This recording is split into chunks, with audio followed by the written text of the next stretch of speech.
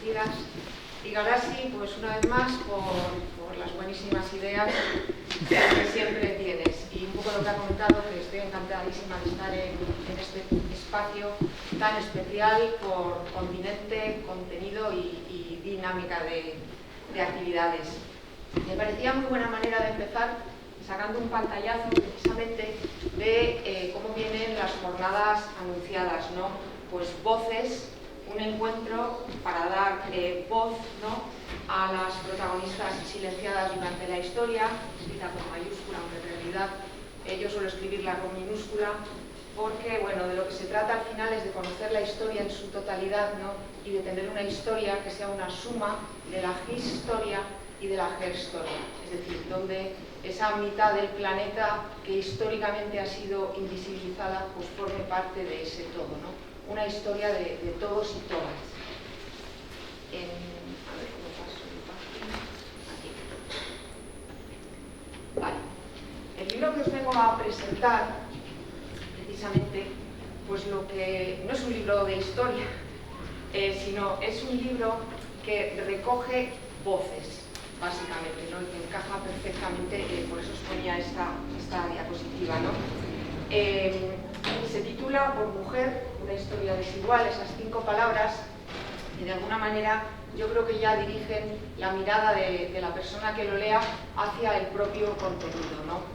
Porque lo que os vais a encontrar dentro, pues es una serie de historias que no son independientes porque se van, digamos, cosiendo y ganando unas con otras, y en estas historias aparecen personajes de épocas muy distintas, porque hay un viajar en el tiempo, personajes que pueden ser anónimos, que pueden ser muy conocidos, de carne y hueso todos, y personajes que en su mayoría han sido invisibilizados.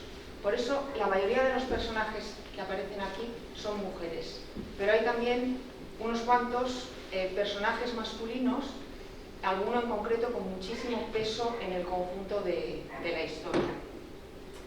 En el libro, que está atravesado, lógicamente, por mi vertiente artista plástica, voy introduciendo también una serie de imágenes escogidas, ¿no?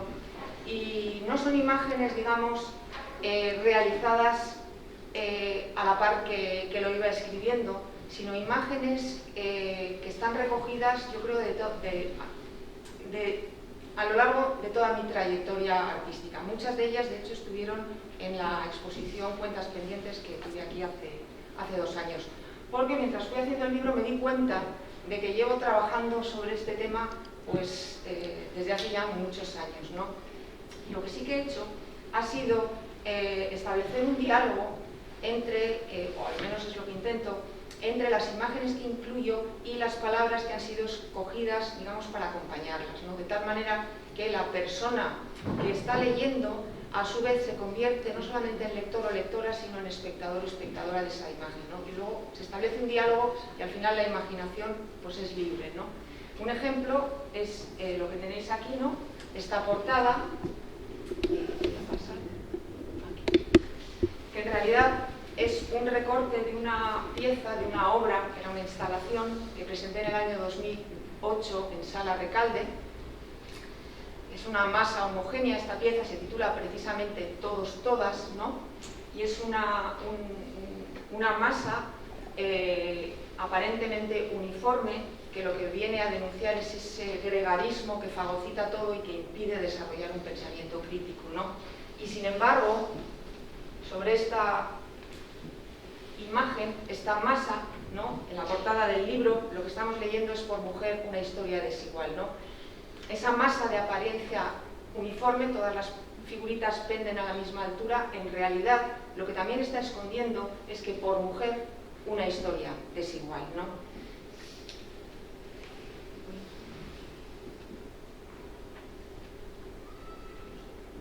Ahora sí, no se pasa.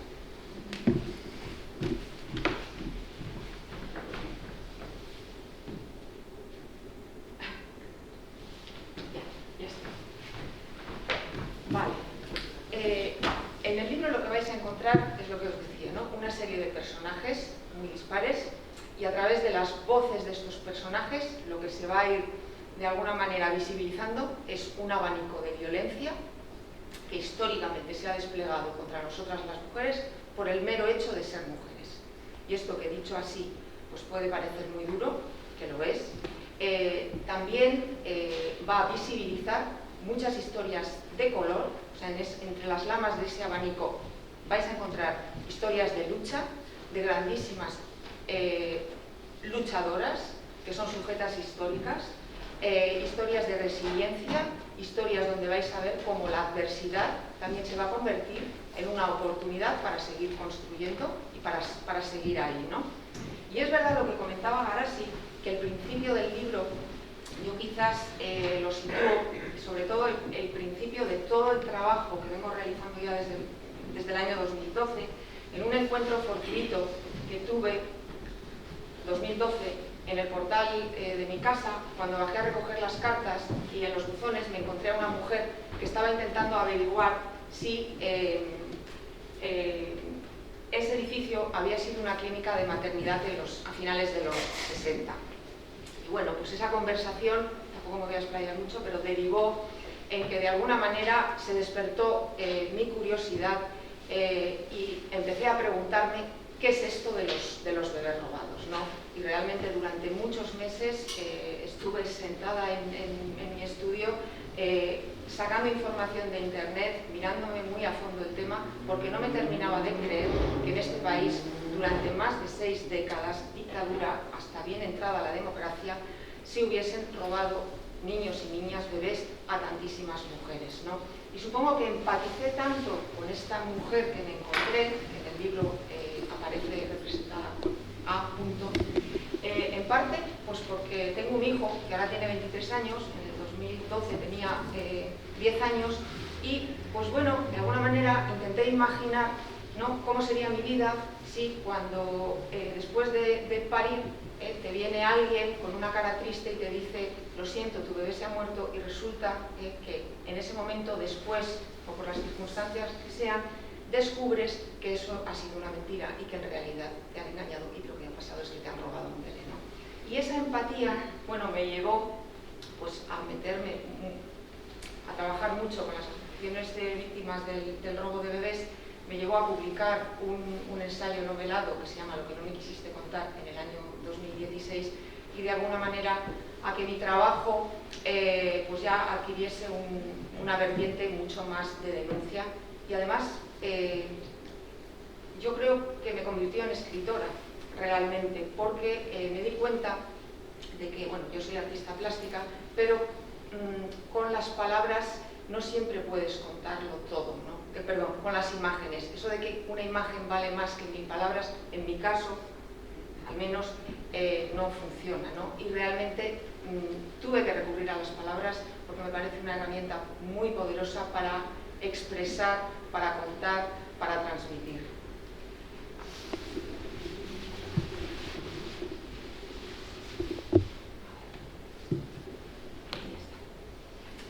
Sin embargo, lo que es el origen de este proyecto, como tal, yo lo ubico en la pandemia.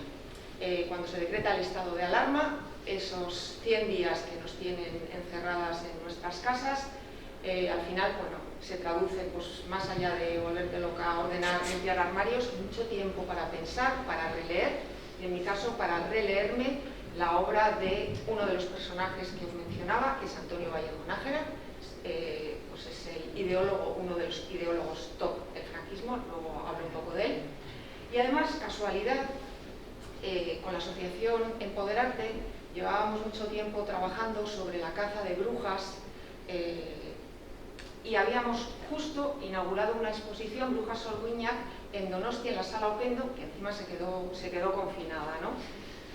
Y bueno, pues durante este encierro, con todo ese bagaje de haber trabajado esta exposición, unido a todas estas relecturas de la obra de Vallejo Nájera, unido a todos los años que ya llevaba muy involucrada con la causa de bebés robados, es un poco cuando empiezo a preguntarme si esa caza de brujas de los siglos XVI y XVII, que en España se extingue 100 años antes que en el resto de Europa, Pues realmente, si con el estallido de la guerra civil y la instalación de la llegada de la dictadura franquista, esas llamas que creíamos extinguidas no se habrán encendido otra vez, ¿no?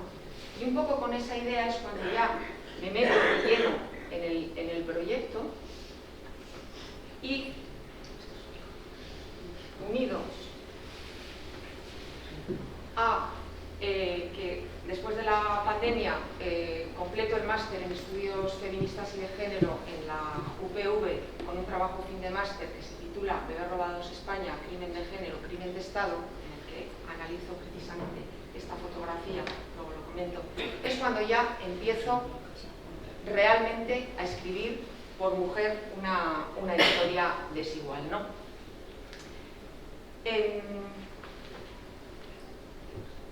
He estado dudando para esta presentación si hablar propiamente del libro o centrarme un poco en algunos de los aspectos que abordo en esta suma de historias, ¿no? Y me parecía que como vamos a hablar de voces y de lo que se trata es de recuperar voces y silenciar voces, al final es borrar y es invisibilizar, pues me parecía que podría estar chulo centrarme en el abanico de la invisibilización, de la violencia que invisibiliza. Porque este abanico de violencia que os decía, y que va desde, es un abanico en escala de grises, que va desde el blanco más sutil a esa microviolencia que no percibimos, hacia el negro azabache, ¿no? De esa violencia brutal, a pesar de que entre esas lamas se cuelan historias de color que están aquí recogidas, ¿no? Pero estamos hablando de una violencia que es estructural, ese es el nexo entre todas ellas, y que es una violencia que brota de una estructura, de un constructo que ha sido creado contra nosotras, contra las mujeres, para controlar nuestro cuerpo, nuestra sexualidad, para controlar nuestra reproducción, porque la maternidad es una cuestión que está muy presente en todo el libro, pero también para silenciar nuestras voces. Y el silenciar nuestras voces tiene efectos pues, muy diferentes. Y eso es un poco de lo que os voy a hablar, ¿no? Un ejemplo paradigmático de las consecuencias de silenciar las voces de las mujeres lo encontramos en la Real Academia Española, la RAE, ¿no? Que durante 266 años impide de forma activa que ninguna mujer entre a formar parte de sus filas, digamos, ¿no? Esta es la sala de plenos, esa circunferencia, esa O, rodeada de esas 46 butacas, numeradas con una letra, que durante 266 años, que se dice pronto, no permite que ninguna mujer se siente en una de estas butacas. La primera en hacerlo será oficialmente en el año 1978, realmente en el año 1979, y es Carmen Conde. Y sin embargo, esta invisibilización que causa un daño indudable a la sociedad, porque de alguna manera se está capando la cultura en su momento, está generando un dolor tremendo a la persona que ha sido invisibilizada y además se genera un daño a la propia institución porque queda muy en entredicha su propia integridad, ¿no? Sin embargo, sí que está dando pequeños pasitos. Yo diría que son pasitos de tortuga, 2 para adelante, 1 para atrás, pero lo cierto es que aquí, por ejemplo, en el año 2021, el director Santiago Muñoz Machado reconoce que rechazar a Emilia Pardo Bazán, máxima exponente del naturalismo y el realismo, una de las mejores literatas españolas de todos los tiempos, ¿no? Pues ha reconocido que fue el mayor error de su historia. De Emilia Pardo Bazán hablo bastante en el libro. O, por ejemplo, como también, de alguna manera, a María Moliner, otra de las rechazadas, esta mujer que sufrió un exilio interior durante el franquismo, en el sentido de que ella no tuvo que marcharse de España, pero sí se le impidió difundir la cultura como hasta entonces lo venía haciendo, pero encontró, lo que hablaba de cómo la adversidad a veces puede revertirse, canalizó esa contrariedad, esa adversidad para escribir en la energía necesaria, que tuvo que tener mucha, para escribir un diccionario que tarda 15 años en completar, que lo hace ella solita, y que se publica el primer volumen en el año 1966, el segundo en 1967, y que, como dijo García Márquez, era 2 veces mejor que el diccionario de la Real Academia Española, el DRAE, ¿no? Y sin embargo, bueno, evidentemente el daño que se le causa a Emilia, el daño que se le causa a María Moliner, es indudable, el daño que se le causa a la sociedad también, pero lo cierto es que lo invisibilizado se empieza a visibilizar, y el error que ha sido también. Y eso es un paso, y eso hay que reconocerlo. Lo que comentaba Garasi, otro ejemplo, y aquí yo caí, pero vamos, de lleno. Este es mi Gombrich, yo lo tengo, me gusta, es un libro fantástico, tiene unas imágenes increíbles. Fue publicado por primera vez, la primera edición, 1950, el autor, austriaco, aunque vivía en Alemania, Gombrich, falleció ya hace bastantes años, y hasta mediados de los 90, 1996 creo que fue, y además a petición de su editor alemán, en la edición alemana ya introduce a una mujer, es la única que está. Pero hasta entonces, en toda la historia del arte que hemos estudiado, cantidad de personas que nos dedicamos al arte o no aparece ninguna sola mujer artista. En el mío ya aparece una, que además, aparte de que tiene mucho protagonismo en el libro, con ella, con una cita suya, arranco esta historia y con ella la termino, porque soy absoluta fan de Käthe Kollwitz. Esta es la imagen que se incluye en el Gombrich, hablamos algo en clase, en una de ella. Yo creo que es una de las mejores grabadoras de todos los tiempos, indudable. Yo soy fan absoluta de Käthe Kollwitz y fan absoluta de los grabados de Goya. Son mis dos grabadoras o grabadores favoritos. Este se titula Not, en pobreza también. Ella, sin ninguna duda, merece la etiqueta de genia, pero además no una etiqueta que se circunscriba a la faceta profesional, como podríamos hacer, que no está Eugenia aquí, pero bueno, ya hablará de ello, con Picasso, ¿no? Su arte tiene genialidad, el legado artístico tiene ese punto genial, pero el conjunto de la obra y de la vida, que no se puede separar, pues habría mucho de qué hablar, ¿no? Käthe Kollwitz es una genia del arte y de la vida, con una producción artística increíble, es capaz de transmitirla, de hacer universal conceptos como el peso de la maternidad, el peso de la pobreza, la lucha de la clase obrera. Es una pacifista nata, ella vive entre las dos guerras, digamos, vive en Berlín, es exiliada, exilio interior, al igual que María Moliner, porque en ningún momento realiza un arte de propaganda, jamás, siempre es un arte de denuncia, lo cual, bueno, pues, la coloca un poco a la sombra, y además es una escultora fantástica. Yo esta obra no la he visto, está en Berlín, enfrente de la ópera. Es una piedad, pero no es una piedad, digamos, al uso que podemos entender, digamos que en un ámbito más religioso, no es una piedad universal,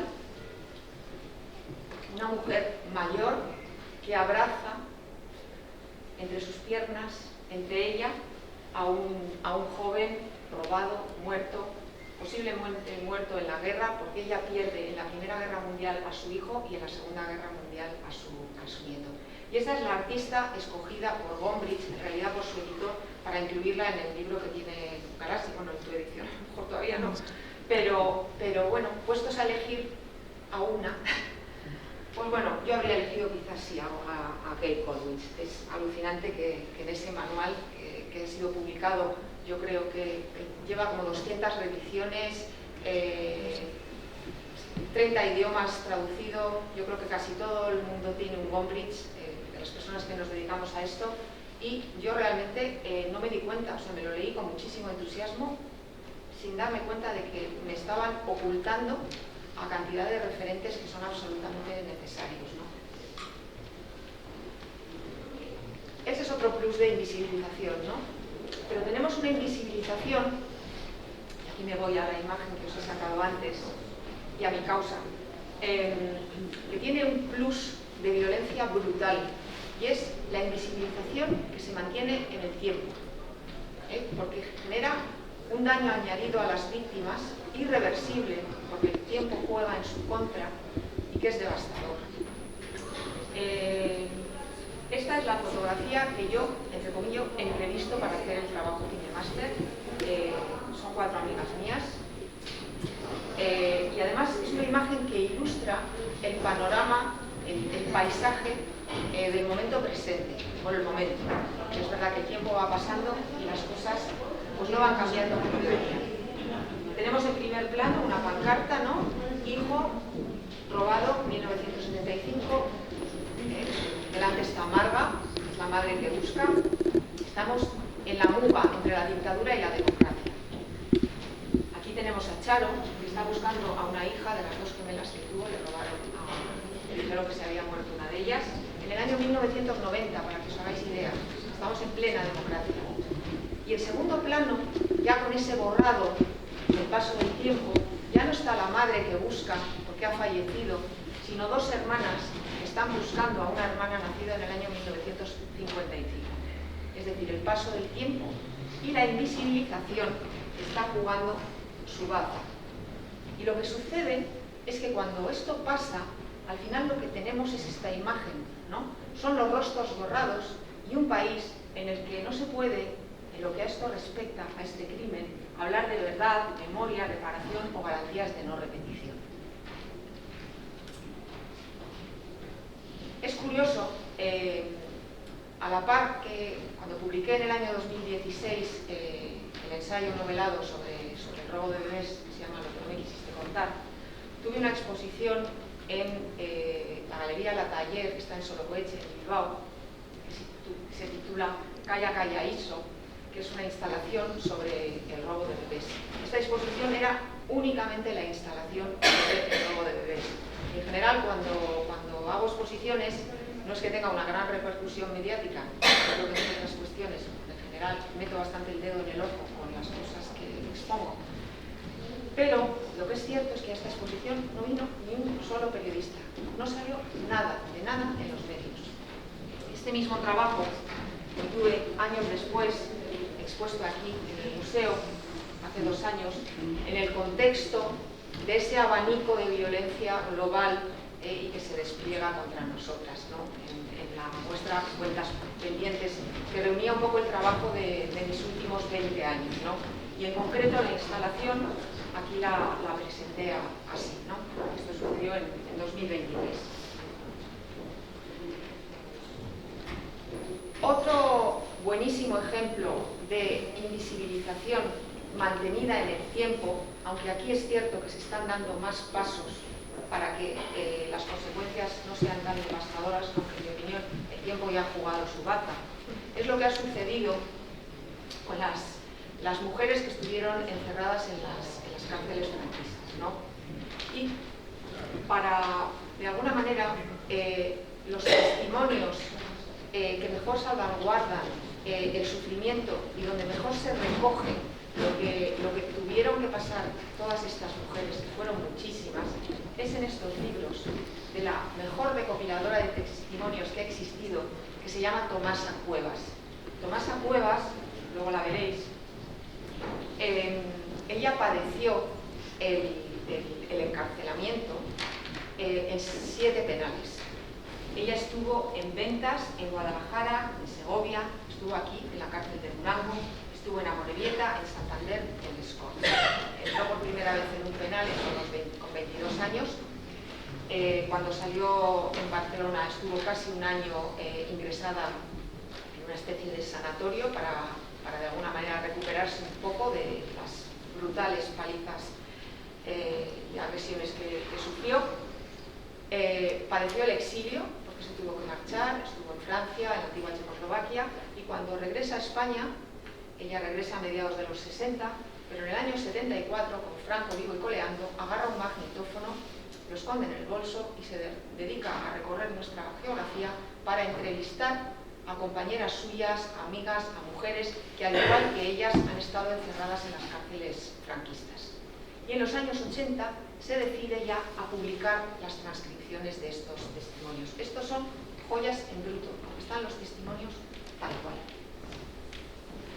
Aquí mismo pues tenemos, está el Col Nevers, que bueno, de la Orden de Nevers, ya sabéis, y si visteis el documental hace unos días, fue cárcel de mujeres entre 1939 y 1940 durante 13 meses. Tomasa Cuevas estuvo en una de estas cárceles, que no queda nada, pero todavía se conserva toda la cancela, toda la valla metálica de lo que fue Villa María en esos años, ¿no? Ahí vemos además Villa María.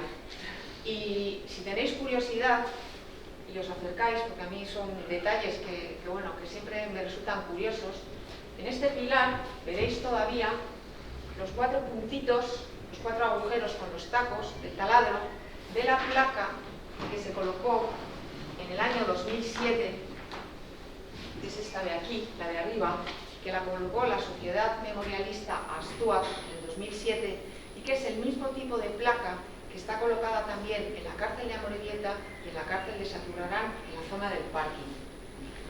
Esa placa, inicialmente la asociación Astuat la colocó en el propio pilar del colegio, pero ni a la dirección del centro ni a la orden religiosa les pareció conveniente y al final hubo que retirarla y la clavaron en la pared de enfrente, que durante muchos años estuvo absolutamente descontextualizada.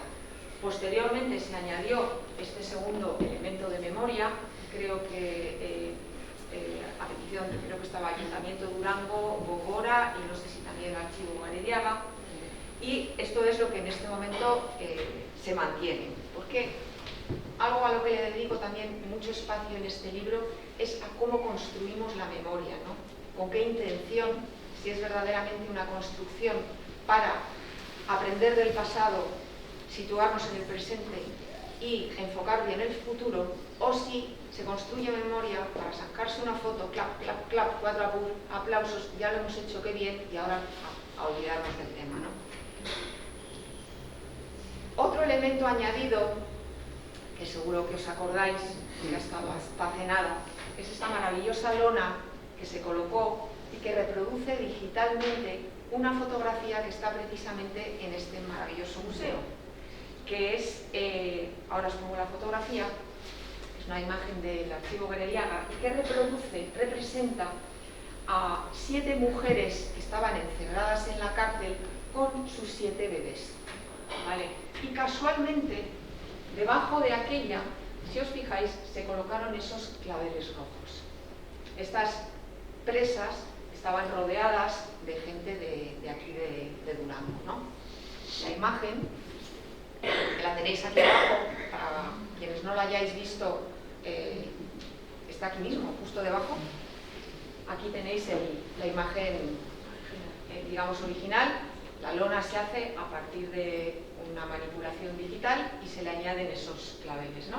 Y fijaros en esta, la mujer que está encima de los claveles, que se llamaba Plácida, la bebé se llama Angelita, y sobre Plácida y Angelita aparecieron hace ya unos años, no muchos, 2 artículos en Bella del periodista Iván Gorriti, que entrevistaba a los familiares de Plácida, porque a Plácida lo que le transmitieron las monjas del centro de la cárcel era que su bebé se había muerto.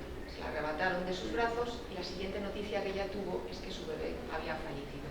Plácida nunca vio a su nena muerta ni morir y de los 2 artículos lo que se deduce es que no está claro cuál es el destino de este bebé. De hecho, la familia viene a decir algo así como a mi abuela o a mi tía, no recuerdo, nunca le dijeron vete tú a saber, ¿no? Vale. Lo que tenéis ahora es eso, ¿vale? Que seguro que os suena si pasáis por ahí delante. Ahora mismo lo que tenemos en la calle ya no está la lona, la fotografía está aquí. Y aquí lo que tenemos es este mural, que yo lo he visto unas cuantas veces, pero el otro día, cuando vine a ver el documental, pues antes del documental, como estaba preparando esta charla, dije, bueno, pues voy a sacar una foto para poner una buena imagen, ¿no? Y después del documental, estuvimos hablando bien conmigo un rato y tal, y de pronto algo me hizo clic, fui corriendo, encendí el ordenador y dije, esta foto está mal, aquí falta algo, que será casualidad, yo ahí no entro. Pero falta algo. Falta esto. Falta Plácida y falta Angelita, precisamente. Estamos hablando del plus de invisibilización. Como al final lo que no está se borra, de lo que se borra se convierte en un olvido y desaparece. A mí me llamó muchísimo la atención y dije, esto lo voy a contar. Esta es Tomasa Cuevas. Si yo me tengo que quedar con algún personaje del libro, porque muchos de los personajes que salen yo les conozco, algunos van con inicial porque no he podido poner su nombre, hay personajes de muy diferentes épocas, prácticamente no he podido conocerlos porque yo no vivía, ¿no? Pero yo realmente descubrí a Tomasa Cuevas cuando ya se había muerto, porque Tomasa Cuevas falleció, esto fue en el 2004, que le conceden en Barcelona la Creu de Sant Jordi por su labor, pero ella vivía en una residencia en Barcelona, estaba enferma, pero absolutamente lúcida, y me habría encantado ir a visitarla y darle las gracias por su trabajo. Pero bueno, pues no he llegado a tiempo, ¿no? Me habría encantado también conocer a Kate Kollwitz, pero para eso tendría que haber vivido mucho antes, entre guerras y en Berlín, pero habría ido encantada como alumna, como grabadora que soy, a su estudio, pues para aprender de cómo trabajaba, ¿no? Y si os leéis el libro, fijaros en esta foto y en que Tomasa no lleva pendientes. Y ahí lo dejo. Pero bueno, yo creo que con la represión brutal que ha habido en las cárceles franquistas, que realmente es donde se inicia el robo de bebés, pero con las presas se están dando pasos importantes para visibilizar lo que ha sido. Lo cierto es también que ya la mayoría de las presas, digo mayoría por no decir todas, claro, han pasado muchísimos años, han fallecido, ¿no? Y recientemente aquí en Durango se ha emitido este documental, que es un paso importantísimo para saber lo que ha pasado y lo que fue aquello, ¿no? Que no solamente fue contra mujeres republicanas, sino contra mujeres desafectas en el sentido más amplio de esa etiqueta, ¿no? Mujeres que no comulgaban con el franquismo o sencillamente mujeres que estaban en el lugar equivocado en el momento equivocado. Y este documental, que me imagino que muchas personas de aquí lo veríais, pues es un avance indudable. Y luego tenemos otra invisibilización que yo creo que tiene también ese plus añadido de la autoinvisibilización, es decir, la propia víctima opta por el borrado para seguir adelante, ¿no? Es decir, hemos visto un poco lo que sucede con la Real Academia, ¿no? Ese borrado de las mujeres que es devastador, pero se están dando pasos dentro de ese abanico, el borrado con ese plus de violencia que han padecido, que padecen las víctimas del robo de bebés o las mujeres en las cárceles franquistas, pero tenemos también un caso, al que le dedico mucho espacio aquí en el libro, que es el caso de las 11 de Basauri, que me imagino que a muchas personas os sonará, que yo tengo que reconocer, que yo, la instalación de la portada del libro, todas estas cabecitas las cocí en el horno que hay en un taller en Basauri, que he ido muchísimo a Basauri y no sabía de la existencia de estas mujeres precisamente, y tampoco sabía que vivían en el calero, ¿no?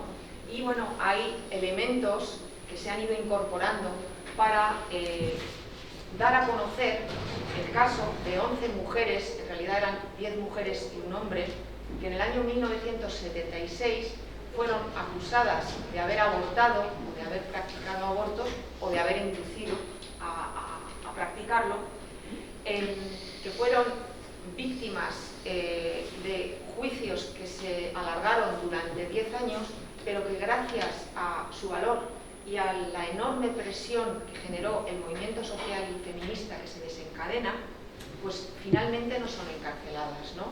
Y de hecho, en el año 82, aunque su tortura no se acaba hasta el año 85, pero en el año 82 hay una primera sentencia absolutoria, que luego es recurrida, pero esa primera sentencia absolutoria es el detonante de que ahora tengamos una ley contra el aborto. La ley del 85 es en gran parte gracias a la lucha que se desencadena gracias al caso de las 11 de Basauri.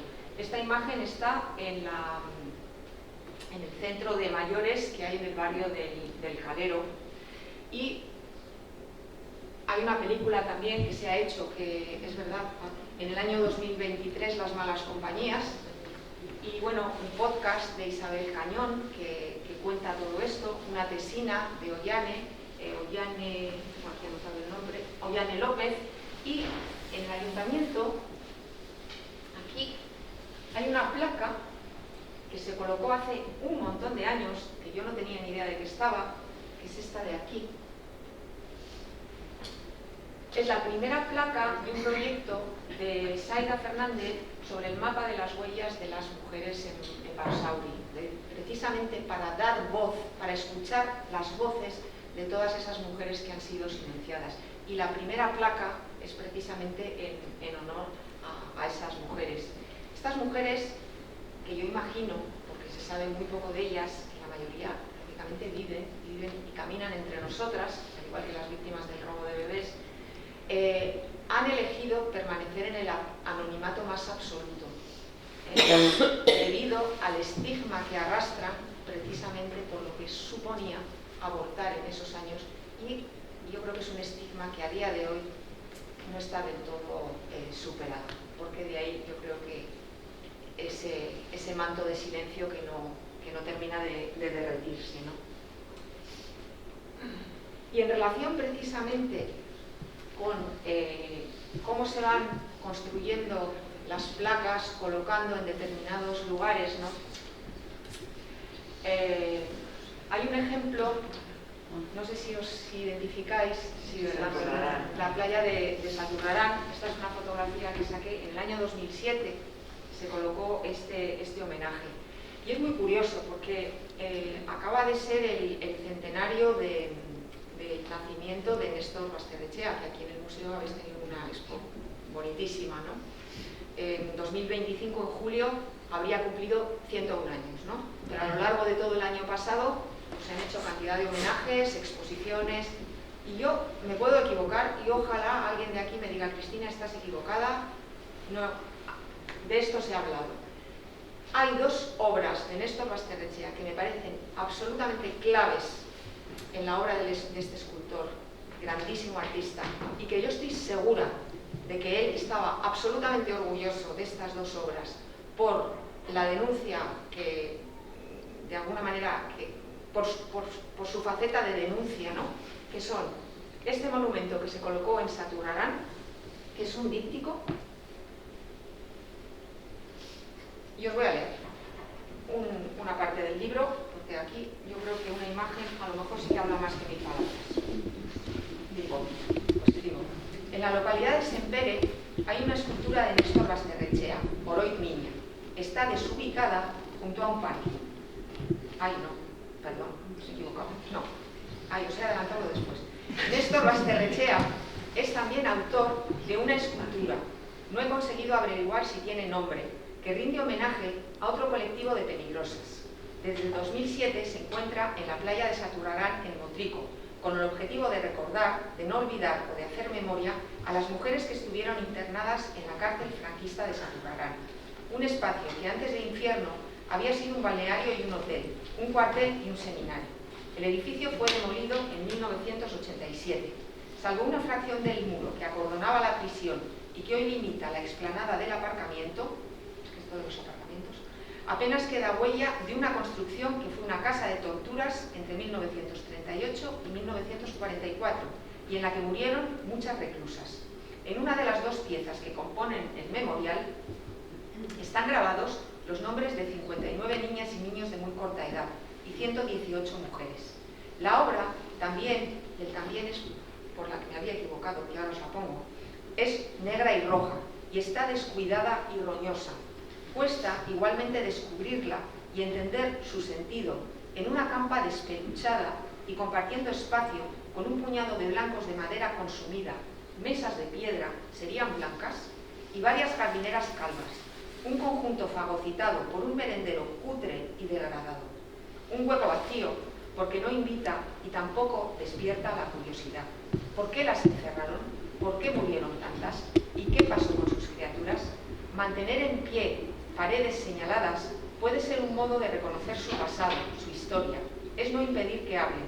Es hacer memoria en un país con voluntad de hacerla. Derruir no es solo destruir, significa también borrar. En España, muchas arquitecturas fueron utilizadas como centros de encierro, metáforas de cárcel o de campo de concentración, jaulas de adoctrinamiento, explotación, masacre y tortura. Son fantasmas porque ya no existen o porque el paisaje es un trampantojo. Esta es una de las partes que os comentaba del díptico, están anotados, escritos todos los nombres, y esta es la otra, ¿vale? Y la otra escultura de la que os estaba hablando es Oroiz Niña, y tenemos que coger el coche, cruzar la Muga, irnos a la Purdi, a la localidad de Semper, y junto a un parking desubicado, que además cuesta un montón encontrarlo, porque tuvimos que ir a la oficina de turismo, nos dieron un díptico, 1000 indicaciones, y tuvimos que preguntar, pues llegas a este parking y te encuentras con esta maravillosísima escultura de Néstor Basterrechea. Esta es, yo creo que es la parte de atrás, no lo sé, porque en el otro lado lo que tenemos es esto, de aquí. No está descuidada, es verdad, está desubicada, pero esta obra indudablemente está bien conservada. Y es muy curioso, porque cuando vi la expo que teníais aquí abajo, me llamó mucho la atención el parecido que existe con este mural que hizo para un concierto por la paz en el año 1995. Y evidentemente hay una conexión indudable.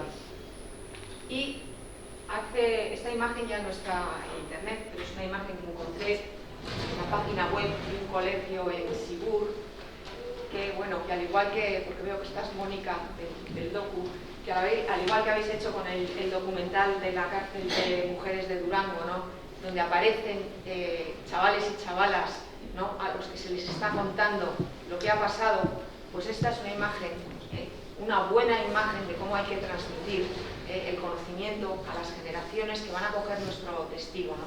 Porque yo me imagino que ese docente les estará contando, les contaría, que en ese lugar, en el año 1609, hubo un juez que se llamaba Pierre de Lancre y que mandó quemar en la hoguera a más de 100 personas, y que la mayoría eran mujeres acusadas de brujas, ¿no? Un genocidio del que tampoco nos hablan en los libros de historia y en los manuales que difunden el conocimiento, ¿no?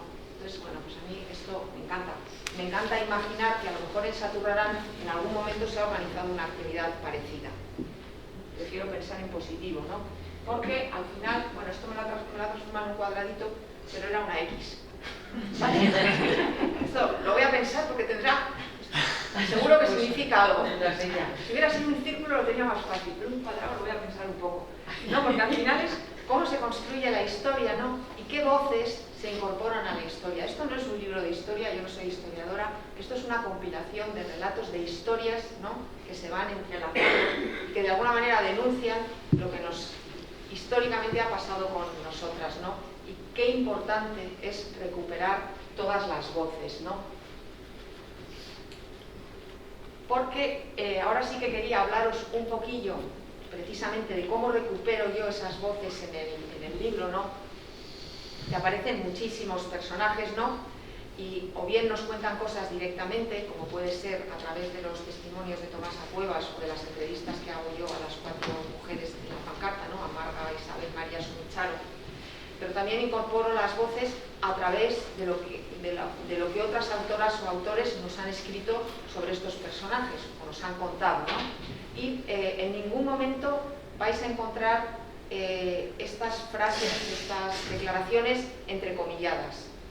Y la razón por la que no entrecomillo, sino que lo que hago es introducir un guión de diálogo, es porque por una parte me parece que es una manera más cercana de comunicarlo, y por otra parte me parece que de alguna manera también recuperan ese volumen que han perdido tantísimos y tantísimos personajes que os vais a encontrar aquí dentro, que han sido silenciados. Es un poco cuando les das ese volumen de hablo más que entrecomillo, yo creo que suenan más alto. Las palabras dicen lo mismo, pero suenan más alto.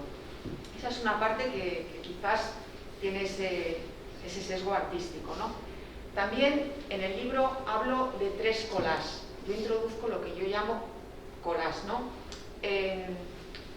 Estrictamente hablando, un collage es un corta y pega de diferentes materiales para componer una obra plástica, ¿no? Y a mí es un elemento que a lo largo de mi trayectoria artística me ha interesado siempre. Esto es un ejemplo ejemplo de una exposición que hice en el mismo espacio al que no vino ningún periodista. Sin embargo, esta, que nos daba más miedo, porque aparecen 25 personajes públicos que dibujé desnudos, y justo coincidió la inauguración con la visita de Christine Lagarde a Bilbao, y Christine Lagarde aparecía entre ellos, ahora lo veréis. Esta sí que tuvo repercusión, y estaba compuesta, era una denuncia de esa crisis financiera, diríamos del 2008, pero diríamos la crisis financiera desde el 2008. Eso. Sí.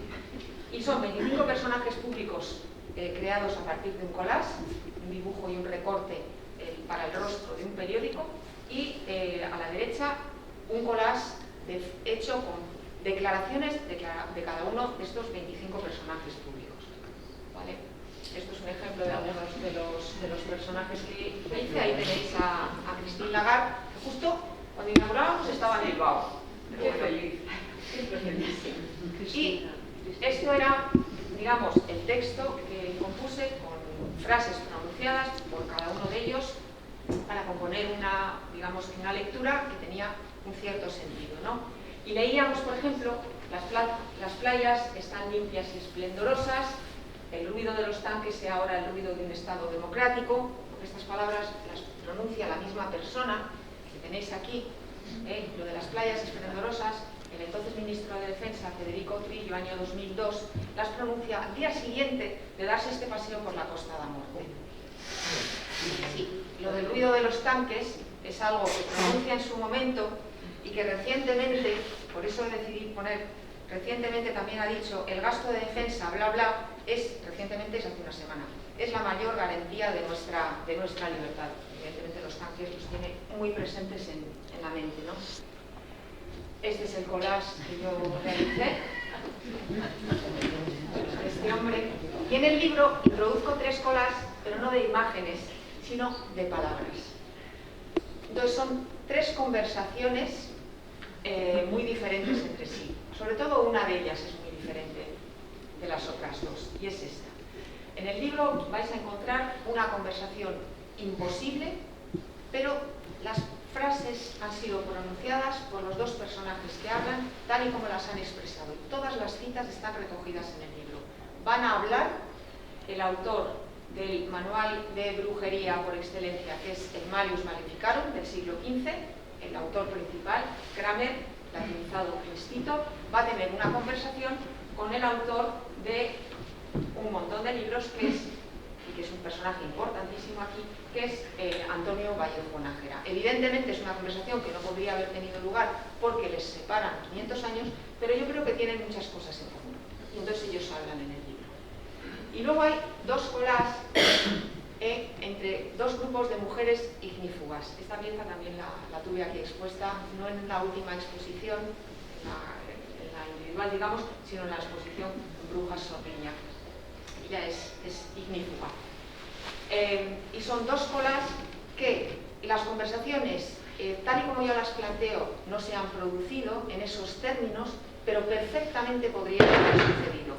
Una de ellas es entre las víctimas, las mujeres que padecieron el horror del encierro en las cárceles franquistas, y los he estructurado a partir de los testimonios que he recogido de los libros de Tomasa Cuevas, y el otro collage está hecho hablan las 4 mujeres que he entrevisto que son víctimas del robo de bebés.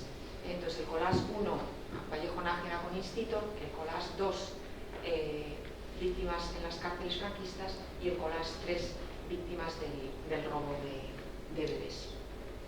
Y bueno, voy terminando ya, y termino sin ninguna duda con Kate Kollwitz.